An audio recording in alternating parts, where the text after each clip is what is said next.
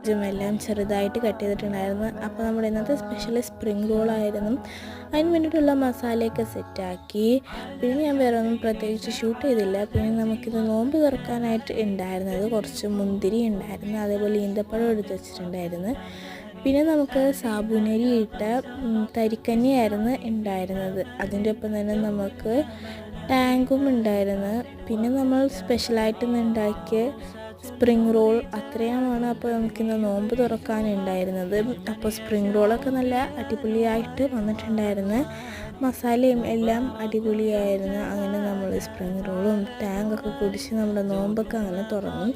നോമ്പൊക്കെ തുറന്നു കഴിഞ്ഞിട്ട് അനിയൻ പള്ളിയിൽ നിന്ന് വന്നപ്പോഴത്തേക്ക് നമുക്ക് കുറച്ച് ബിരിയാണി കൊണ്ടുവന്നിട്ടുണ്ടായിരുന്നു. അങ്ങനെ അത് കഴിച്ച് ബാക്കി പത്തിരിയും കറിയൊക്കെ നമ്മൾ തറാവി കഴിഞ്ഞിട്ടാണ് കഴിച്ചത്. അതൊന്നും നമ്മൾ വീഡിയോ എടുത്തിട്ടുണ്ടായില്ല. അപ്പോൾ ഇത്രയുള്ള ഇന്നത്തെ വീഡിയോ ഇഷ്ടപ്പെട്ടാൽ ലൈക്ക് ചെയ്യുക, സബ്സ്ക്രൈബ് ചെയ്യുക. Bye bye.